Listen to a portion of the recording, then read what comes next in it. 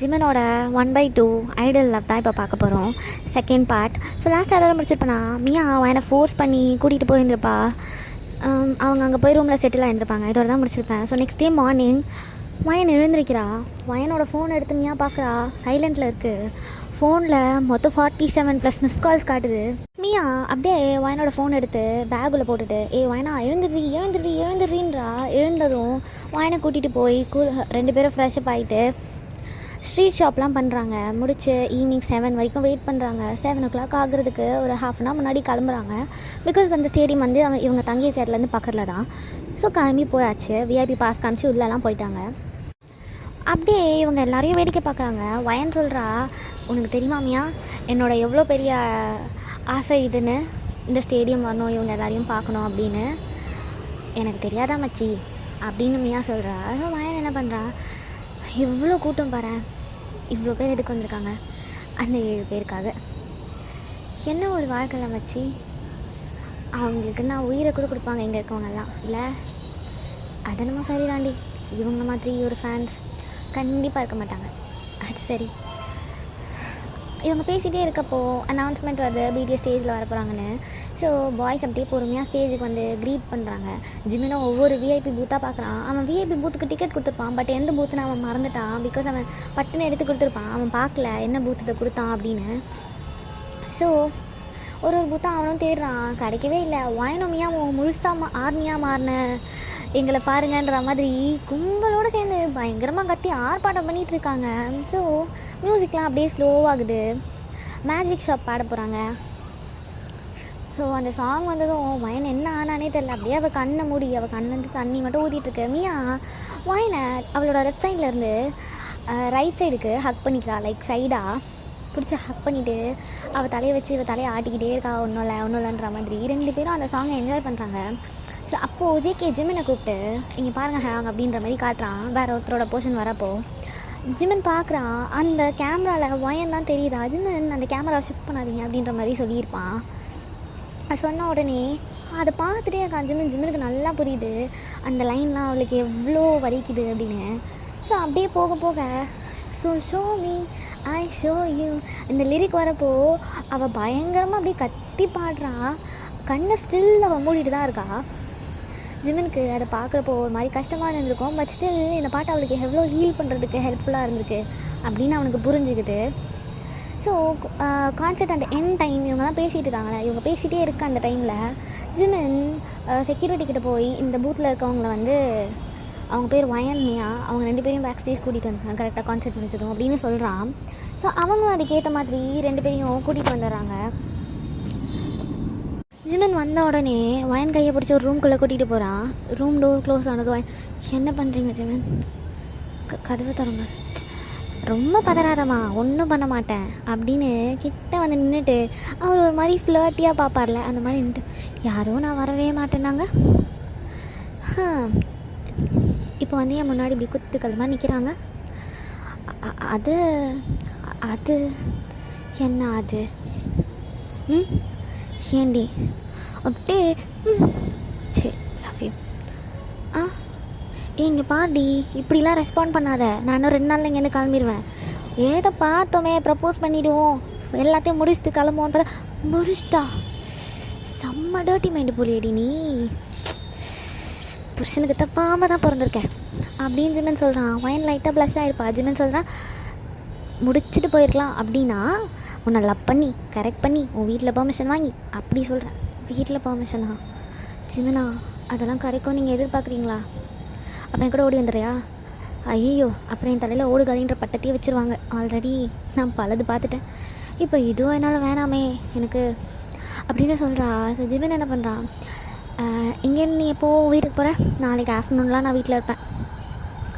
Okay சரி, அப்போ நீ வீட்டுக்கு போ, பின்னாடியே நானும் வந்துடுவேன். ஜிமின், நீங்கள் சீரியஸாக தான் பேசுகிறீங்களா? சீரியஸாக தாண்டி சொல்கிறேன் அப்படின்னு சொல்கிறாரு. அது வந்துங்க பார் வந்து போயெல்லாம் இல்லை, எனக்கு டைம் இல்லை. நான் பொறுமையாக உனக்கு ப்ரப்போஸ் பண்ணி நீ ஒத்துக்கிற வரையும் வெயிட் பண்ணி நான் டேட் பண்ணி இதெல்லாம் பண்ணலாம்டி. ஆனால் இப்போ எனக்கு டைம் கிடையாது, உனக்கு நல்லா தெரியும் எவ்வளோ வேலையில் நான் சுற்றிட்டு இருக்கேன்னு. ஸோ எனக்கு கிடைக்கிற இந்த டைமில் நான் வந்து எல்லாத்தையும் பர்ஃபெக்டாக யூட்டிலைஸ் பண்ணிக்கணும் அப்படின்னு நினைக்கிறேன். ஒன்றும் இல்லை, உன் வீட்டில் பெர்மிஷன் வாங்கிட்டு அதுக்கப்புறம் நீ 1 இயரோ 2 இயரோ 3 இயரோ எத்தனை வருஷம் உனக்கு வேணுமோ அத்தனை வருஷம் நான் வெயிட் பண்ணுறேன். உனக்கு எப்போ கல்யாணத்துக்கு ஓகேன்னு சொல்கிறியோ அப்போ நம்ம கல்யாணம் பண்ணிக்கலாம், எனக்கு ஒரு பிரச்சனையும் இல்லை. ஆனால் இப்போவும் நான் இங்கே இருக்கப்போ சட நீ எந்து அப்படின்னு நான் புக் பண்ணிவிட்டு போயிடணும். ஹலோ, என்னை பார்த்தா நான் ஹோட்டல் ரூம் மாதிரி இருக்கா? சீச்சி, சில விஷயத்தெல்லாம் கரெக்டாக டைமுக்கு பண்ணிடணும், இல்லைன்னா கையை மீறி போயிடும் தெரியுமா அப்படின்னு சொல்கிறான். தெரியும் பார்ப்போம் நீங்கள் எவ்வளோ அழகாக வந்து என் வீட்டில் பேச போகிறீங்கன்னு. ஆனால் நான் இதை கொஞ்சம் கூட நினச்சி பார்க்கல, எனக்கு இது வேணான்னு தோணுது. ஆனால் இந்த உலகத்தில் என்னை விட அதிர்ஷ்டசாலி யாரும் இல்லைன்னு தோணுது இந்த நிமிஷம் தெரியுமா. என் பொண்டாட்டி இதுக்கப்புறம் அதிர்ஷ்டசாலி தான். இதுக்கப்புறம் உன்னை விட லக்கியான பசங்க இந்த உலகத்தில் யாருமே இருக்க மாட்டாங்க, சரியா? ஓகே அப்படின்னு சொல்கிறா. ஜிமன் 2 சைடு அவனோட ஹேண்டை வச்சு அவளை லாக் பண்ண மாதிரி நிற்கிறான். ஜிமன் இருமா அப்படின்னு அவளோட ஃபோர்ஹெட்டில் ஒரு கிஸ் பண்ணுறான். கிஸ் பண்ண உடனே அவன் அப்படியே டைட்டாக கண்ண முடியிருப்பா, அவள் கண்ணிலேருந்து தண்ணி ஊற்றுது. ஜிமன் அதை அவனோட தம் வச்சு ரப் பண்ணிவிட்டு சீக்கிரமாக இது ஆனந்த கண்ணீராக மாறிடும், சரியா? ஓகே, இப்போது வெளியே போகலாமா இல்லை இங்கேயே எதனா வெளியே போகலாம் அப்படின்னு அவனை தள்ளுறா. ஜிம்மன் லைட்டாக சிரிச்சுட்டு அந்த டோர் ஓப்பன் பண்ணுறான். ஓப்பன் பண்ண உடனே வெளியே மியா பாய்ஸ் எல்லோரும் இருக்காங்க. மியா வழக்கம் போல் உட்காந்து எல்லாரும் கூட கடலை போட ஆரம்பிச்சிட்டா. செம்மையாக பேசிக்கிட்டு இருக்கா அவங்க எல்லோரும் கூட. இவன் வெளியே போனதும் எல்லோரும் சேர்ந்து ஒரு 1/2 hour ஸ்நாக்கு அது இதுன்னு சாப்பிட்டுட்டு கேஷுவலாக பேசிகிட்டு இருக்காங்க. அப்புறம் வயன் என்னம்மா ஓகே சொல்லிட்டியா அப்படின்ற மாதிரி யாரும் கேட்குறாரு. வயன் லைட்டாக ப்ளஷ் ஆகிட்டுருப்பா. டே சொல்கிறார், அவள் ப்ளஷ் ஆகிறதுலேருந்தே தெரில ஹயான் முஷ்டாம் போல இருக்குது கரெக்ட் பண்ணி அப்படின்னு. ஸோ இவங்க இப்படியே பேசிகிட்டே இருக்கவே வயனோட ஃபோன் ரிங் ஆகுது. வயன் எடுக்கிறா. மியா வயனோட கையை பிடிச்சிப்பா. என்ன மியா ஒன்றும் இல்லை, ஃபோன் என் கையில் கூட அப்படின்றா. வயனும் ஃபோனை அவள் கையில் கொடுத்துட்டு இவங்க கூட பேசிகிட்டு இருக்கா. மியா அந்த ஃபோனை பார்த்துட்டு மியா மூஞ்சி மாறுறத ஜிம்மன் நோட் பண்ணியிருப்பான். ஜிம்மன் மியா 1 நிமிஷம் இங்கே வாயன் அப்படின்னு அவளை தனியாக குறிப்பா. என்னாச்சு? அவள் வீட்டிலேருந்து 80+ கால் வந்துருச்சு நேற்றுலேருந்து. நான் இன்னும் அவள் ஃபோனை அவள் கையில் கொடுக்காமலே வச்சுருக்கேன், என்ன ஆக போதுன்னே தெரியல அப்படின்னு சொல்கிறா. 80+ காலா? என்ன சொல்கிற? ஆமாம், நான் அவள் வீட்டுக்கு தெரியாமல் தான் இங்கே கூட்டிகிட்டு வந்தேன். எனக்கு அவங்கள பார்த்தா அவளோட லைஃப் மாறிடும், அதனால் அவள் கண்டிப்பாக அவங்கள பார்க்கணும். ஆனால் அவள் வீட்டில் விடவே மாட்டேன்னு அவங்க அண்ணா ஒத்த காலில் நின்றுட்டு இருந்தார். அதனால எனக்கு வேறு வழி தெரியல. என்னமையா பண்ணியிருக்கேன் நீ எனக்கு கால் பண்ணி சொல்லியிருந்தேன்னா கூட சரி வர விருப்பம் இருக்குது அவளுக்கு அப்படின்ற மாதிரி நான் எடுத்துக்கிட்டு நான் வேறு எதனா ஒரு மூவ் கூட பண்ணியிருப்பேன்ல, கான்செர்ட் வேணான்னு. அவள் இப்போ வீட்டுக்கு போனால் என்ன ஆகுறது? அது நீங்கள் தானே சொன்னீங்க, நீ வந்தா நான் வந்து நீ எனக்கு அப்படின்னு முடிவு பண்ணி ஃபர்தராக என்ன பண்ணணும்னு நான் பார்ப்பேன்னு. அதனால தான் என்னமையா இப்படி பண்ணிட்ட. சரி நீங்கள் வீட்டுக்கு கரெக்டாக எந்த டைம் போவீங்க? நாங்கள் ஷார்ப்பாக 2:30க்கு வீட்டில் இருப்போம்னு நினைக்கிறேன் நாளைக்கு. நான் ஒரு 3 o'clock அந்த மாதிரி வந்துடுவேன். அதுக்குள்ளே அவளுக்கு எதுவும் ஆகாமல் பத்திரமா பார்த்துக்கோ, சரியா? ஓகே மியா, தேங்க்ஸ். எதுக்கு ஜிமன்? அவளை இவ்வளோ வருஷம் நீ ரொம்ப நல்லா பார்த்துருந்துருக்க போலல. நீ இப்போ பேசுகிறது வந்து எனக்கு நல்லா தெரியுது. உன்ன மாதிரி ஒரு ஃப்ரெண்ட் எல்லார் லைஃப்லையும் இருந்தால் எல்லாருமே சந்தோஷமாக இருப்பாங்க. ஆஹா, ஃப்ரெண்ட்ஷிப்பை பற்றி நீங்கள் எனக்கு சொல்லி தரீங்களா? நீங்கள் சொன்னால் நான் கேட்டுக்கணும் தான். உங்களோட ஃப்ரெண்ட்ஷிப்பை பற்றியும் எங்கள் எல்லாருக்கும் தெரியுமே. இந்த உலகத்திலேயே பிடிஎஸ் ஆரம்பிக்க ஃப்ரெண்ட்ஷிப் அப்படின்னா ஜிமின் டேங் இவங்க தான் ஞாபகம் வருவாங்க. அதே மாதிரி தான் எனக்கு ஃப்ரெண்டு உயிர் எல்லாமே என் வயனா தான். என் வயனாக்காக நான் எந்த எக்ஸ்ட்ரீமாக போவேன். என் வயனை ஒரு கொலை பண்ணிவிட்டு அதை மறைக்கணும்னு சொன்னால் கூட நான் தாராளமாக பண்ணுவேன் தெரியுமா. பிகாஸ் எனக்கு என் வயன்னா உயிர். என் வயனுக்கு சந்தோஷம் சிரிப்பு இதெல்லாம் எதுவுமே தெரியாது. அதெல்லாமே அவள் என் கூட இருந்தால் மட்டும்தான் அவளுக்கு கிடைக்கும். ஸோ நான் அவளை விட்டு கண்டிப்பாக எங்கேயும் போக மாட்டேன், எப்பவும் போக மாட்டேன். ஆனால் நீங்கள் தான் அவளை என்கிட்ட பிரித்து கொரியா கூட்டிகிட்டு போயிடுவீங்க போல் ஆஃப்டர் மேரேஜ் இல்லை. நீ எப்போ அவளை பார்க்கணுன்னு மட்டும் என்கிட்ட சொல்லு. உனக்கு நானே டிக்கெட் போட்டு நானே கூட்டிகிட்டு வரேன். ப்ரைவேட் ஜெட்டு கூட வேணும்னா சொல்லு, நான் அரேஞ்ச் பண்ணி தருவேன். Super pass. அப்போ சரி, நம்மளும் கொரியாக்கு ஒரு ட்ரிப்பை போட்டுற வேண்டியதான். உங்கள் லெவலுக்கு நான் ஹெல்ப் பண்ண மாதிரி என் லெவலுக்கு கொஞ்சம் நீங்கள் ஹெல்ப் பண்ணிங்கன்னா நல்லாயிருக்கும். யார் அது? ஜேகே தான், வேறு யார்? ரைட்டு மியா ரைட்டு. ஆனால் ஜேகேக்கு ஆல்ரெடி ஆள் இருக்கா? அதெல்லாம் இல்லை, அவனுக்கு லவ்லலாம் இன்ட்ரெஸ்ட் இல்லையே, அவன் ஒரு ஆர்மி பைத்தியமாச்சே. அப்பா என்ன இப்படி பண்ணுறீங்க?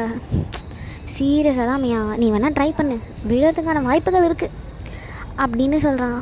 ஓகே ஓப்பா, சரி நாங்கள் இப்போ போகிறோம், இப்போ போய் அவள் கொஞ்சம் ஃப்ரெஷ்அப் ஆகிட்டு தூங்கிட்டு காலையில் நாங்கள் எந்திரிச்சு இப்போ கரெக்டாக இருக்கோம் அப்படின்னு சொல்கிறா. மியா வெளியே வந்து வாயனை கூப்பிட்டுக்கிட்டு சரி போகலாமாடி, போகலாமியா அப்படின்னு எழுந்திருக்கிறா. எல்லாருக்கூடவும் பேசி சிரிச்சிட்டு அப்போ போகிறா. ஓய் சொல்லுங்கள் ஜிமின். எல்லாருக்கும் பாய் சொன்னேன், எனக்கும் அவங்களுக்கு சொல்கிற மாதிரி வெறும் பாய் சொல்லிட்டு போகிறேன். வேறு என்ன பண்ணணும்? ஒரு ஹக் கொடுத்துட்டு போடி. எதுக்கு? என்னடி புருஷனை விட்டு இவ்வளோ தூரம் போகிற? ஒரு ஹக் கூட கிடையாதா? பாய்ஸ்லாம் ஓ அப்படின்றாங்க. வயன் லைட்டாக அவன்கிட்ட வந்து கண்டிப்பாக ஹக் பண்ணுமா, கண்டிப்பாக பண்ணும் அப்படின்னு அவனே இழுத்து ஹக் பண்ணுறான். ஹக் பண்ணி அவளோட டாப் ஹெட்டில் ஒரு கிஸ் பண்ணுறான். கிஸ் பண்ணிவிட்டு வயனும் கிளம்புறா. அவனை திரும்பி பார்த்து கடைசியாக ஒரு சிரிப்பு சிரிச்சிருப்பா. ஜிம்மனுக்கு அவ்வளோதான், அவனோட உயிரியாக அப்படி கொத்த எடுத்துகிட்டு போகிற மாதிரி இருந்திருக்கும். ஸோ நெக்ஸ்ட் டே மார்னிங் ஆகுது, வயன் கிளம்புறா. நேற்று அவள் எவ்வளோக்கு எவ்வளோ சந்தோஷமாக இருந்தாலோ இன்றைக்கி அவ்வளோ மூஞ்சி ஃபுல்லாக பயம் ஆடலை. சரி இப்படியே தான் இவங்க வந்து சென்னையில் லேண்ட் ஆகுறாங்க. சென்னை வந்து வீட்டுக்கு போனால் அவங்க அண்ணா வாசல்லேருந்தே அவள் முடிய தரன்னு பிடிச்சி உள்ளே இழுத்துட்டு போகிறாங்க. மியா பின்னாடி அண்ணா விடுங்கண்ணா, அண்ணா விடுங்கண்ணா, அண்ணா நான் தானே அவளை கூட்டிகிட்டு போனேன், விடுங்கண்ணா அப்படின்னு அவளோட அண்ணா கிட்ட கெஞ்சிக்கிட்டே உள்ளே வந்துட்டுருக்கா. மியாவோட அண்ணா அவளுக்கு ஒரு அறை தான் விட்டுருப்பாங்க. மியா அப்படியே ஃப்ளோரில் விழுந்திருப்பா. அண்ணா எதுக்கு நான் அடிக்கிறேன்? எங்கே போய் ஊர் மேய்ச்சிட்டு வரீங்க ரெண்டு பேரும் அப்படின்னு வயனோட அண்ணா கத்த ஆரம்பிக்கிறாரு. ஏண்டி உனக்கு கட்டுக்கொடுக்கமாக வீட்டில் இருக்க முடியல அப்படி தானே? போய் ஆடணுன்னு ரொம்ப ஆசைப்படுற போல இருக்குது அப்படின்னு வயனை 2 அறை அரைகிறாங்க. அவள் ஹேரை டைட்டாக கிராப் பண்ணி வயனுக்கு அப்படியே அவள் லிப்ஸ் கிட்ட பிஞ்சே போச்சு, ரத்தமே வருது அவளுக்கு. அங்கே அவர் போட்டிருக்க ரிங்கில் கீறி வயனாள் நான் விடுண்ணா, அண்ணா ப்ளீஸ் நான் விடுண்ணா, நான் வலிக்குதுண்ணா, நான் விடு அப்படின்னு அவங்க அண்ணா அவளை அப்படியே அவள் முடிய பின்பக்கமாக பிடிச்சிருக்காங்களே அப்படியே பின்னாடி தள்ளி விட்டுருப்பாங்க. அவள் போய் அப்படியே ஃப்ளோரில் விழுறா பயங்கரமாக. அவளுக்கு வயிறெல்லாம் வலிக்குது. அவங்க அண்ணா எட்டி விட்டுருப்பாங்க ஒன்று. அவள் வயிற்று கிராப் பண்ணிவிட்டு கத்துறா, நான் வலிக்குதுண்ணா ப்ளீஸ் நான் விடுண்ணா. போகாதுன்னு சொல்லி அதை மீறியும் நீ போயிட்டு வர, இப்படி ரகசியமாக போயிட்டு வரானா நீ எங்கே போயிட்டு வர? வேலைக்காகவா போனேன்? உன் ஆஃபீஸில் போய் நான் நல்லா கேட்டுட்டு வந்துட்டேன், மும்பை போயிருக்காங்க. இல்லை சார் அவங்க லீவ் எடுத்துகிட்டு போயிருக்காங்க 2 பேரும்னு சொல்லியிருக்காங்க. அப்போ என்ன அர்த்தம்? நீ எங்கே போய் மேய்ஞ்சிட்டு வந்த சொல்லு அப்படின்னு அவளோட ஹேர் அகெயின் பிடிச்சி அப்படியே தரையிலேருந்து தூக்குறாரு. எந்த பேலன்ஸுமே இல்லை. கரெக்டாக ஜிம்மன் அப்போ தான் வீட்டு வாசலில் வந்து நிற்கிறான். ஜிம்மனுக்கு வயனா அந்த நிலமையில பார்த்துட்டும் ஒன்றுமே பண்ண முடியல. அவன் போய் அப்படியே அவளோட அண்ணனை பிடிச்சி தள்ளி விட்டு நீ ஓகேயான்னு அவளோட ஃபேஸை கப் பண்ணி கேட்குறாரு. ஜிம்மனோட அண்ணா வந்து ஜிம்மனை பிடிச்சி இழுக்கிறாங்க. வயனோட அண்ணா ஜிம்மன் வயனை அப்படியே ஒரு ஓரமாக உட்கார வச்சுட்டு சரி ஒரு நிமிஷம் இருங்க பொறுமையாக இருங்க அப்படின்றான். பட் அவங்க அண்ணா ஜிம்மனையும் அடிக்க வந்திருப்பாரு. ஜிம்மன் அவரோட கையை பிடிச்சிருப்பான். சார் பேசிகிட்டே இருக்கேன், இப்படி அடிக்கிறீங்க பார்த்தீங்களா, அடிக்க வரீங்க பார்த்தீங்களா, நான் நல்லவன் தான் சார், அதுக்குன்னு இந்த மாதிரி நீங்கள் அடிக்க வந்தீங்கன்னா அதை வாங்கிட்டு நிற்கிற அளவுக்கு நல்லவன் கிடையாது, திருப்பி அடிக்கிற மாதிரி வச்சிடாதீங்க, என் ஒய்ஃபோட அண்ணாவை வேற போயிட்டீங்க அப்படின்னு சொல்கிறான். எனக்கு பயம் கலருது. ஐயோ என்ன இவர் இப்படி பேசுகிறாரு அப்படின்னு. மியாவுக்கு செம்ம ஜாலியாக இருக்குது. வந்துட்டான்டான்ற மாதிரி மியா உட்காந்து ஜிம்மனை பார்த்துட்ருக்கா. அவளுக்கும் சம்மாடி விழுந்திருக்கும், அவளோட அண்ணா அடிச்சிருப்பாங்க. ஸோ வயனோட அண்ணா எதையுமே கேட்குற மாதிரியே இல்லை. வயனோட அண்ணா அகெயின் ஜிம்மன் அடிக்க போயிருப்பார். ஜிம்மன் வயனோட அண்ணா கையை பிடிச்சி லைட்டாக சாய்ச்சி ஒரு அடி அரைஞ்சிருப்பார். அவங்க அண்ணாவுக்கு ஒரு செகண்ட் அப்படியே தலையே சுற்றுற மாதிரி இருந்திருக்கும். சார் ஒரு அடி வாங்கினதுக்கே இப்படி திணறி போய் நிற்கிறீங்களே, என் குழந்தை எவ்வளோ அடி வாங்குச்சு பார்த்தீங்களா, கன் மாதிரி உட்காந்துருக்கு, அவள் தான் ஸ்ட்ராங்கு, நீங்கள் என்ன சார் இவ்வளோ டம்மி பீஸாக இருக்கீங்க அப்படின்றான். ஜிம்மன் நீ இருச்சல்லாம் ஒரு நிமிஷம் இரு. என்ன சார் டே நீ யார்ரா நீ, நல்லா வெள்ளை மைதா மாவு மாதிரி சார், கலர்லாம் இப்போ ரொம்ப முக்கியமாக, கீழ்னா ரத்தம் வரும், அந்தளவுக்கு உங்கள் தங்கச்சி வச்சுருக்கீங்க, நீங்கள் என்னை பார்த்து நான் வெள்ளன்றீங்க, யார்ரா நீ அப்படின்னு அவங்க அண்ணா கேட்குறாங்க. ஜிம்மன் உங்கள் தங்கச்சி கல்யாணம் பண்ணி போகிறவன் சார் அப்படின்றான். அவங்க அண்ணா அகேன் வாயின் அடிக்கலான்னு போகிறாங்க. அவள் கீழே தானே உட்காந்துருக்கா, அப்படியே வாயினை மெரிக்கலான்னு ஒரு காலத்துக்குறாரு. ஜிம்மன் அப்படியே பிடிச்சி அவள் கீழே தள்ளி விட்டு இருந்திருப்பான். சார் பேசுகிறது நான், தயவு செஞ்சு என்கிட்ட பேசுங்க, நான் பார்க்க தான் இப்படி சாஃப்டாக ஏஞ்சல் மாதிரி இருப்பேன், சண்டை போட்டுன்னு வைங்களேன் எதுக்கு சரி நம்ம பெருமை நம்மளே பேசக்கூடாது. இங்கே பாருங்கள், நான் வாயனை லவ் பண்ணுறேன், வாயனை கல்யாணம் பண்ணிக்கணும்னு ஆசைப்பட்றேன். நான் ஒரு கொரியன், ஒரு ஐடலா? ஆமாம் சார், பிடிஎஸ் கேள்விப்பட்டிருப்பீங்களா? தெரியும். அந்த பிடிஎஸில் நான் ஒரு மெம்பர் சார். உங்கள் தங்கச்சி கான்சர்ட்டுக்கு தான் நேற்று வந்தா, என்னை பார்க்க தான் வந்தா, நான் தான் கூப்பிட்டேன், அதனால தான் வந்தா. இது எல்லாத்தையும் நான் ஏன் சொல்கிறேன்னா, இதுக்கப்புறம் நீங்கள் அவன் மேலே கை வைக்கக்கூடாது. ஸோ போகிறேன், உண்மை எல்லாத்தையும் சொல்லிட்டு போகிறேன். நான் இப்போ கொரியா போய்டுவேன் சார், இன்னும் 2 டேஸில். எனக்கு வாயின் வேணும், நான் வேணால் கல்யாணம் பண்ணிக்கணும். என் நெட்ஒர்த்து எல்லாமே நான் சொல்கிறேன். உங்களுக்கு என்னென்ன வேணும்? உங்கள் பொண்ணு என் வீட்டில் கண் கலங்காமல் இருப்பாள், சந்தோஷமாக இருப்பாள், நிம்மதியாக இருப்பாள், ராணி மாதிரி வச்சுப்பேன். அவள் வேணும்னு கேட்குற அளவுக்கு அவளுக்கு நான் எல்லாமே தருவேன். அவள் போதும்னு சொன்னாலும் அதையும் விட அதிகமாக தர அளவுக்கு என்கிட்ட காசு இருக்குது. அவளை பத்திரமா பார்த்துக்கிறதுக்கு எனக்கு ஒரு நல்ல மனசு இருக்குது. அவள் மேலே நல்ல காதல் இருக்குது. ஸோ இவ்வளோ தான் சார் நான் சொல்லணும்னு நினச்சேன். கடகடன்னு பேசிட்டேன்னு எதுவும் நினச்சிக்காதீங்க. நீங்கள் நான் சொல்கிறதெல்லாம் கேட்குற நிலமையில இப்போ இல்லைன்னு எனக்கு நல்லா புரியுது. ஸோ நான் சொன்னதெல்லாம் கொஞ்சம் ப்ராசஸ் பண்ணி பார்த்துட்டு அதுக்கப்புறமா நீங்கள் வந்து என்ன பண்ணணும் அப்படின்னு முடிவிடுங்க அப்படின்னு ஜிமின் சொல்கிறான். வாயனோட டேட் உனக்கு எவ்வளோ சொத்து இருக்கும் அப்படின்னு கேட்குறேன். ஜிமின் சார் அதெல்லாம் பலது இருக்குது சார். நான் நினச்சா உங்கள் பொண்ணை இங்கேருந்து கொரியா அவள் எத்தனை தடவை நினைக்கிறாளோ அத்தனை தடவை கூப்பிட்டு போக முடியும். இந்த உலகத்தையே சுற்றி காட்ட முடியும். அந்த அளவுக்கு என்கிட்ட பணம் இருக்குது சார். அவளுக்கு எந்த பிரச்சனையும் வராது. அவங்க அப்பா அப்படியே அமைதியாக இருக்காரு. ஜிமினுக்கு புரிஞ்சிச்சு. சரி நெட்ஒர்த்தை சொன்னதுனால இவங்க வந்து ஏதோ யோசிக்கிறாங்க, எனக்கு தெரிஞ்சு ஓகேன்ற மாதிரி தான் இருக்கும் அப்படின்னு. எப்போ கல்யாணம் பண்ணிக்க போகிற அப்படின்னு வாயனோட டேட் கேட்குறாரு. வாயனுக்கே செம்ம ஷாக்கு. வாயனோடனா அப்பா என்ன பேசுகிறீங்க, இவன் எங்கேயும் போத்தாவில்ல, இங்கேயே வச்சுட்டு என்னடா பண்ண போகிற? எப்படினாலும் நீ ஒருத்தனுக்கு கல்யாணம் பண்ணி தானே கொடுக்க போகிற. இவ்வளோ வசதியான மாப்பிள்ளை வராது, ஏன் வேணான்னு சொல்லணும்? கல்யாணம் பண்ணி கொடுப்போம். அவளாம் இங்கேருந்து போய் அசிங்கப்படுத்துறதுக்கு நம்மளாம் கல்யாணம் பண்ணி வச்சிடலாம் அப்படின்னு சொல்கிறாரு. ஸோ ஜிமினுக்கு செம்ம சந்தோஷம். மாமனார் தானே, நான் இங்கே உட்காந்துக்கலாங்களா அப்படின்னு கேட்குறான். உட்காருங்க தம்பி அப்படின்றாரு. ஜிமினும் உட்காடுறான். ஜிமின் வாயனை பார்த்துட்டு பொண்டாட்டி இதுக்கப்புறம் பிரச்சனை இல்லை, நீ முதல்ல ஒழுங்காக உட்காரு, இந்த பயத்தில் நடிங்கலாம் உட்காராத, எனக்கு ஒரு மாதிரி கோவமாக வருது. அவளும் லைட்டாக எந்திரிச்சு உங்கிரிச்சிலாம் உட்கார்றா. மியா வந்து அவளை தூக்கி அவள் ட்ரெஸ் எல்லாம் அட்ஜஸ்ட் பண்ணி விட்டுட்டு ரொம்ப வலிக்கு தான் வச்சு மயிறு உனக்கு இருக்கு இருடி, இவனுங்க தான் போட்டோம் மச்சி லவ் யூ அப்படின்னு விடுமச்சி சும்மா பேசாத விடுமச்சி அப்படின்னு வாயன்கிட்ட சொல்கிறா. வாயன் அப்படியே முறைச்சிருப்பா. ஸோ வாயனோட டேட் எப்போ கல்யாணம் அதெல்லாம் சார் அவள் இப்போவே எனக்கு கல்யாணம் பண்ணிக்கிறனால எனக்கு ஓகே சார். ஆனால் இப்போ பண்ணிக்கணுன்னா நாங்கள் வந்து வெறும் ரெஜிஸ்டர் மேரேஜ் மட்டும்தான் பண்ண முடியும், கிராண்டாக எங்களால் பண்ண முடியாது. பட் ஒரு 3 இயர்ஸ் போச்சுன்னா நாங்கள் வந்து கிராண்டாக மேரேஜ் பண்ணிப்போம் அப்படின்னு ஜிமின் சொல்கிறான்.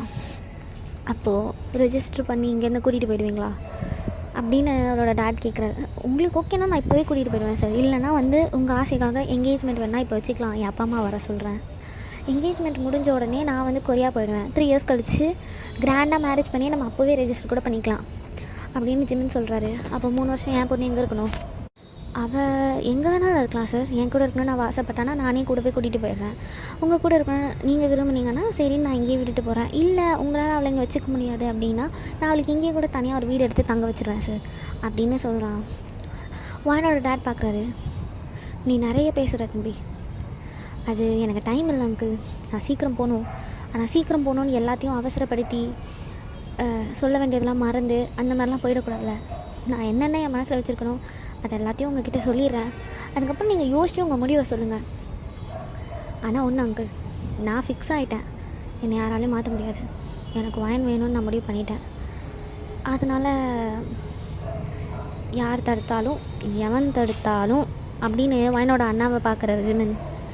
நான் அவளை கல்யாணம் பண்ணிப்பேன். எல்லோரும் பெரிய மனசு பண்ணி எங்களை சேர்த்து வச்சிங்கன்னா அது உங்கள் பெருந்தன்மை. இல்லைனா என்ன சின்ன பிள்ளைத்தனமாக நடக்க வச்சிடாதீங்க அங்கிள், அவ்வளோதான் நான் சொல்லுவேன். சின்ன பிள்ளைத்தனமானா என்ன பண்ணுவேன்? தூக்கிட்டு போயிடுவேன், ராணி மாதிரி தூக்கிட்டு போவேன், பல்லக்கில் தூக்கிட்டு போகிற மாதிரி. வாயனோட டேட் வாயனை பார்க்குறாரு. வாயன் அப்படியே கீழே குனிஞ்சு நிற்கிறா. கல்யாணம் எப்போ பண்ணிக்கலாம்னு சொல்லு தம்பி, அப்போ பேசி முடிச்சுக்கலாம். இப்போது நிச்சயதார்த்தம் மட்டும் பண்ணிக்கோங்க அப்படின்னு சொல்கிறாரு. ஸோ ஒரு ஜிமினும் பேசி முடிச்சு கிளம்பிட்டாரு. வாயனோட டேட் வாயனை கூப்பிட்டு உட்கார வச்சு, அவரை பிடிச்சிருக்கா? வாயன் அப்படியே அமைதியாக இருக்கா? சொல்லு இங்கேருந்து அவ்வளோ தூரம் போய் அவரை பார்க்குற அளவுக்கு நீ போயிருக்கன்னா உனக்கு பிடிச்சிருக்குன்னு தானே அர்த்தம். பிடிச்சிருக்குப்பா, சரிப்போ அப்படின்ட்டாரு. இதை வாயனோட அண்ணாவை எக்ஸ்பெக்ட் பண்ணல, வாயனை எக்ஸ்பெக்ட் பண்ணல. எல்லாரையும் விட ஷாக்கு மியா தான். மியா பயங்கரமாக என்னென்னமோ கற்பனை பண்ணி வச்சுருந்துருப்பா. அவங்க நம்ம வாயனை இப்படி அடிக்க வந்தாங்கன்னா நம்ம இப்படி தடுக்கணும் இந்த மாதிரிலாம். ஆனால் இவங்க டேட் ஒத்துக்கிட்டு என்கேஜ்மெண்ட்டுக்கெலாம் ஏற்பாடு பண்ணுங்கன்னு சொல்லி ஜிம்மில் அனுப்புனது அவருக்கு சரினே படலை மியாவுக்கு. ஸோ என்ன ஆகுது, ஒரு 7 days கிட்ட பாஸ் ஆகிடுச்சு. ஜிம்மனோட பேரண்ட்ஸ் பெருசாக இல்லை, அந்த ஒரு 4 பேர் அவரோட ஃபேமிலியிலேருந்து வராங்க. வந்து இங்கே சிம்பிளாக என்கேஜ்மெண்ட் பண்ணி முடிக்கிறாங்க வாயனோட வீட்லேயே. என்கேஜ்மெண்ட் பண்ணி முடித்ததும் வாயனோட டேடிக்கு என்னமோ நெருடலாக இருக்குது. தம்பி, சொல்லுங்கள் அங்கிள், நீங்கள் இங்கேயே ரெஜிஸ்டர் பண்ணிவிட்டு போயிடுங்களேன்.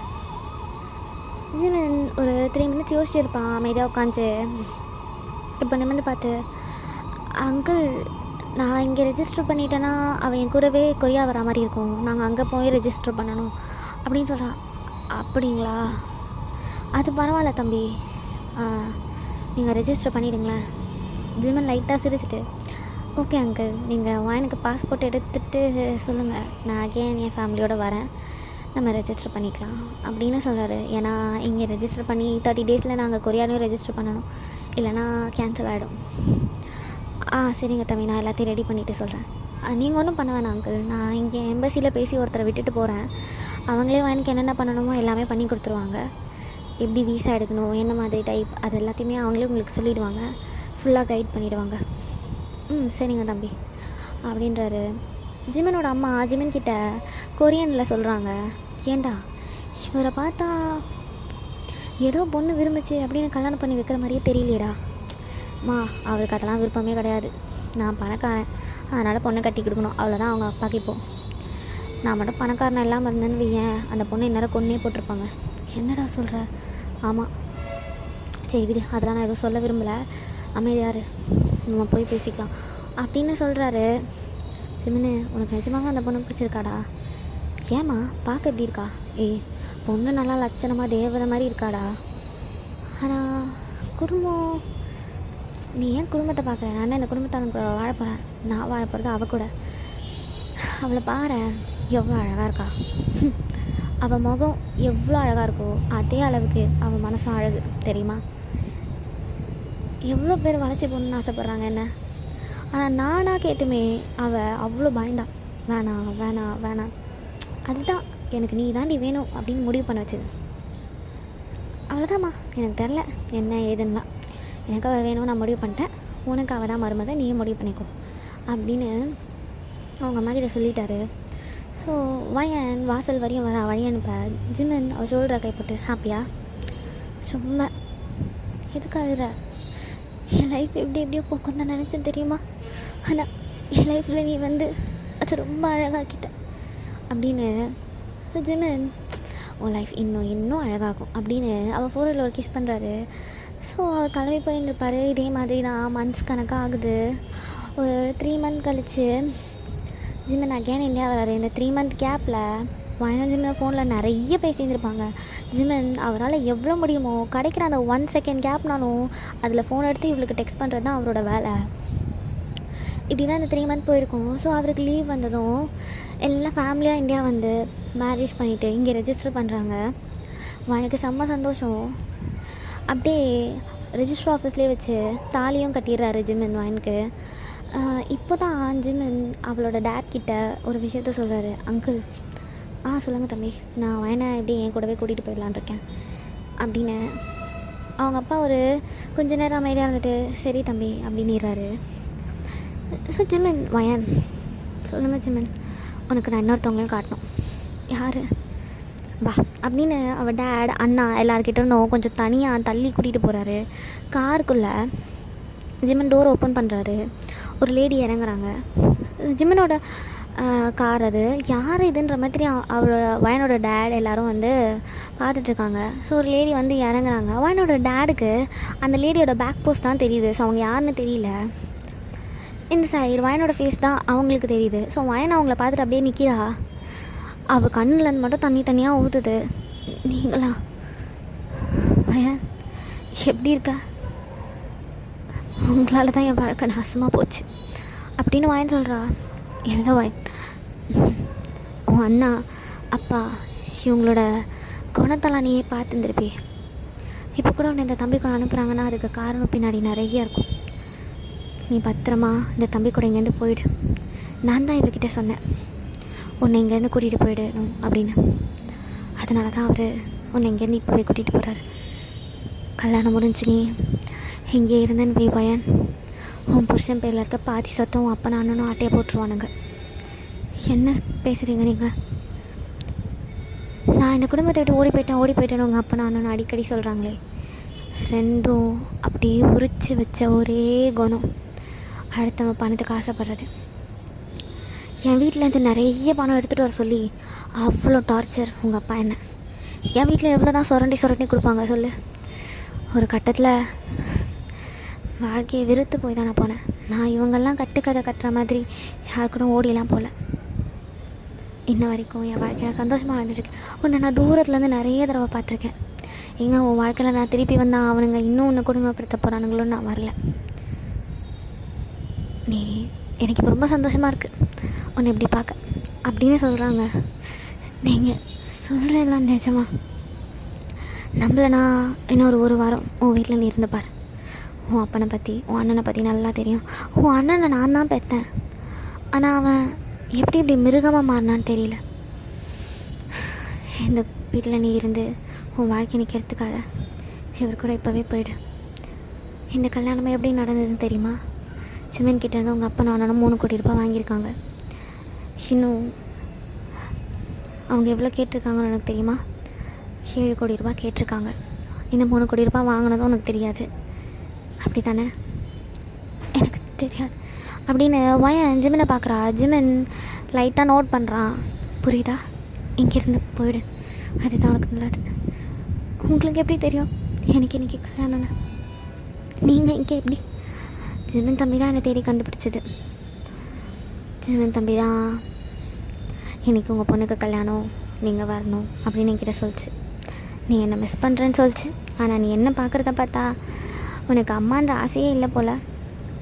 அது அப்படிலாம் இல்லை ஆண்டி. அவளுக்கு உங்கள் மேலே கொல்ல பாசம். நாங்கள் இத்தனை நாள் ஃபோன் பேசினோமே, இத்தனை நாள் ஃபோனில் என் அம்மா என் கூட இருந்துருக்கலாம் ஜிமன், என் அம்மா என் கூட இருந்திருக்கலாம் ஜிமன், என் அம்மா என் கூட இருந்திருக்கலாம் ஜிமன். இந்த வார்த்தையை தாண்டி அவள் வாயில் அதிகமாக வேறு எந்த வார்த்தையும் வந்ததில்லை. அவங்க அம்மா லைட்டாக சிரிக்கிறாங்க. அதே தான் நான் இப்போவும் சொல்கிறேன். நீ என் கூடவே இருந்திருக்கலாம், இல்லை கூடவே கூட்டிகிட்டாவது போயிருந்துருக்கலாம். நான் எவ்வளோ கஷ்டப்பட்டேன் தெரியுமா? முடியாத நிலமடி. என்னால் முடிஞ்சதுன்னா கண்டிப்பாக நான் கூட்டிகிட்டு போயிருந்திருப்பேன். நானே இருக்க இடம், தங்க இடம் எதுவுமே இல்லாமல் அகதி மாதிரி சுற்றிட்டு இருந்தேன். நீ இப்போ தான் ஒரு இடத்துல ஸ்டேபிளாக இருக்கேன். நீ என் கூட அப்போ வந்திருந்தேன்னா உன்னையும் வச்சுட்டு நான் எங்கே போயிருந்திருப்பேன் சொல்லு? உனக்கு அட்லீஸ்ட் ஒரு அடைக்கலமாவது இருக்குமே தான் நான் அங்கே விட்டுட்டு போனேன் அப்படின்னு வயனை அவங்கள கட்டி பிடிச்சி பயங்கரமாக அழுகிறா. ஸோ அவங்க டேட் அந்த லேடி யார் அப்படின்லாம் பார்க்கல. ஜிமின் சரி அவங்க இன்னும் கொஞ்சம் விட்டால் வந்து பார்த்துட போகிறாங்க, நீங்கள் கிளம்பிடுறீங்களா அப்படின்னு வயன் தம்பிக்கிட்ட என் நம்பர் இருக்குது, நீ வாங்கி அம்மாக்கிட்ட எப்போல்லாம் பேசணுமோ அப்போல்லாம் கால் பண்ண சரியா? அப்படின்னு அவங்கள அந்த காரில் ஏற்றி அனுப்பிட்டு ஜிமின் அகைன் வரான். அங்கிள் சரி நான் அப்போ அப்படியே வயனை தம்பி ஒரு நிமிஷம் உங்ககிட்ட கொஞ்சம் பேசணும் அப்படின்னு ஜிம்னை தனியாக கூட்டிகிட்டு போகிறாங்க. அங்கிள் நான் செக்கு கொடுத்துட்றேன், ஏர்போர்ட்டில் தரேன், என் மேனேஜர் அங்கே எடுத்துகிட்டு வருவாங்க அப்படின்னு ஜிமன் சொல்கிறான். வயனுக்கு இந்த ஆற்ற நல்லா கேட்டிருக்கோம். அப்போ இவங்க எல்லோரும் இப்போ சொன்னது உண்மை தான். இவங்க பணம் ஜிமன் கையில் நிறையா இருக்குன்றதுனால தான் நம்மளை கல்யாணம் பண்ணி தர ஒத்துன்ருக்காங்க அப்படின்ற மாதிரி. ஸோ ஜிமின் அவளை கூப்பிட்டுட்டு காரில் உட்காந்து போகிறாங்க. நான் நினச்சேன்டி ஒரு 2 வருஷம் 3 வருஷம் கழிச்சு கல்யாணம் பண்ணிக்கலான்னு. ஆனால் உன் அண்ணனையும் அப்பையும் பார்த்தா விடுற மாதிரியே இல்லை. ஃபோன் பண்ணி உங்களுக்கு வயனை கல்யாணம் பண்ணி தரணும்னா நீங்கள் இதை பண்ணுங்கள் அதை பண்ணுங்கன்னு என்கிட்ட ஒரே டார்ச்சர். அதனால தான் நீங்கள் என்னடா சும்மா என் உயிர் எடுக்கிறீங்க, நான் என் பொண்டாட்டியை கூட்டிகிட்டு போகிறேன்டா, அப்புறம் நீங்கள் என்ன பண்ணுறீங்கன்னு நானும் பார்க்குறேன் அப்படின்னு உன்னை கூட்டிகிட்டு வந்துட்டேன். தேங்க்ஸ் ஜிமன். எனக்கு அப்பா அண்ணாலாம் இப்படி இருப்பாங்கன்னு சத்தியமாக தெரியாது. அதுக்கு நீ என்ன பண்ணுவ? வா நம்ம கொரியா போகிறோம், ஜாலியாக இருக்க போகிறோம், கல்யாணம் பண்ணிக்க போகிறோம், நிறைய குட்டிங்களை பெற்று போட போகிறோம். குட்டிங்க பெக்கிறோமோ இல்லையோ அந்த ப்ராசஸ் நிறைய பண்ணுவோண்டி. பொண்டாட்டி ரெடி தானே எல்லாத்துக்கும்? அது சரி சரி நீ ரொம்ப ஸ்ட்ரக் ஆகாத, நம்ம கொரியா போய் பார்த்துக்கலாம் அப்படின்னு 2 பேரும் ஃப்ளைட் ஏறுறாங்க. ஜிம்மனோட ஷோல்டரில் வயன் சாயிரா. ஜிம்மனுக்கு அவ்வளோ சந்தோஷமாக இருக்குது. அப்படியே அவள் தலையை லைட்டாக சாய்ச்சிட்டு பேக் பண்ணிகிட்டே வரார் அவர். அப்படியே இவங்க கொரியாவும் போய் லேண்ட் ஆகுறாங்க. ஸோ கொரியாவில் ஜிம்மன் அவரோட வீட்டுக்கு கூட்டிகிட்டு போயிட்டு ஒரு 2 days கழிச்சு தான் ரெஜிஸ்ட்ரேஷன். ஸோ அவங்க அங்கே போய் ரெஜிஸ்டரும் பண்ணியாச்சு. வீட்டுக்கு வராங்க. எனக்கு இப்போ தான் ரொம்ப நிம்மதியாக இருக்குது. இந்த 2 நாள் ஜிம்மன் ஃபிசிக்கலாலாம் எதுவும் மூவ் பண்ணியிருக்க மாட்டார். ஹக் பண்ணி மட்டும் படுத்துப்பார் அவளை. ஸோ இன்றைக்கி ஜிம்மன் அப்படியே பொறுமையாக அவகிட்ட வராரு. இன்றைக்கி உன்னை யாராலையும் காப்பாற்ற முடியாது செல்லம் அப்படின்னு. ஜிம்மன் எவ்வளோ சீக்கிரமாக வந்தால் என்ன, குழந்தை தான் லேட்டாக பண்ணலாம், இதெல்லாம் லேட்டாக பண்ண முடியாது வா அப்படின்னு அவள் பிடிச்சி கிட்ட இருக்கிறாரு. அவள் சாரி தான் கட்டியிருப்பா. ஸோ அப்படியே அவள் இடுப்பில் கை வச்சு வருடுறாரு. அவளோட அந்த ரா வேஸ்ட்டில் அவர் கை வைக்கவே அவள் அப்படியே எம்பிரா. ஜிம்மன் லைட்டாக அப்படியே அவளை தடவி கொடுத்துட்டே அவள் நெக்கில் கிஸ் பண்ண ஸ்டார்ட் பண்ணுறாரு. வயனால் முடியல. வயன் லைட்டாக அவரை பின்னாடி போதும் ஜிம்மனா ஏன்டி செல்லம் இதுக்கே இப்படி ஆஃப் ஆகிட்டேன், எப்படி இன்னும் நிறைய வித்தைகள் இருக்கே அப்படின்னு ஸ்லோவாக அவள் பின்ன காட்டலான்னு அவர் கையை எடுத்துகிட்டு போகிறார். காலிங் பெல் அடிக்குது. யாரா அது இந்நேரத்தில் அப்படின்ற மாதிரி போய் திறந்தா வெளியே மியா நிற்கிறா. மியா இங்கே என்ன பண்ணுற? என்ன பாஸ், என் ஃப்ரெண்டை கூட்டிகிட்டு வந்துட்டீங்க, டிக்கெட் போட்டு தரேன்னு சொன்னீங்க, டிக்கெட்டும் போட்டு தரல, என் செல்லத்தை பார்க்காம என்னால் அங்கே இருக்கவே முடியல, அதான் இங்கேயே வந்து செட்டில் ஆகலான்னு எங்கள் அண்ணா கிட்டே கேட்டேன். எங்கள் அண்ணா நீ இப்போதைக்கு சும்மா என்ன போய் அவளை பார்த்துட்டு வா, அப்புறமா பார்த்துக்கலாம் அப்படின்ற மாதிரி சொல்லிட்டாரு. நானும் இங்கே வந்து இருந்தால் தான் ஜங்குக்கு எப்படின்னா கரெக்ட் பண்ண முடியும், அதான் கிளம்பி வந்துட்டேன். நீ ஒரு முடிவில் தான் இருக்க போலியே, உள்ளவா அவள் பார்த்தா ரொம்ப சந்தோஷப்படுவா அப்படின்னு அவளை உள்ளே அனுப்பிட்டு அவளோட லக்கேஜெல்லாம் மனுஷனே தூக்கிட்டு உள்ளே வராரு. வாயன் மையா பார்த்து ஓடி வந்து ஹக் பண்ணியிருப்பா. தேங்க்ஸ் டி சொல்லலாம். போ அசிங்கமாக திட்டின கான்சர்ட் கூட்டின்னு போனதுக்கு இப்போ வந்து தேங்க்ஸ் டி சொல்லமா. சாரிடி. சரி சாரி நான் அக்செப்ட் பண்ணோன்னா இப்போ நான் ஜங்குவை கரெக்ட் பண்ணுறதுக்கும் ஆள் எனக்கு ஒரு வழி பண்ணி தர சொல்லிட்டா போச்சு ஜிமினா.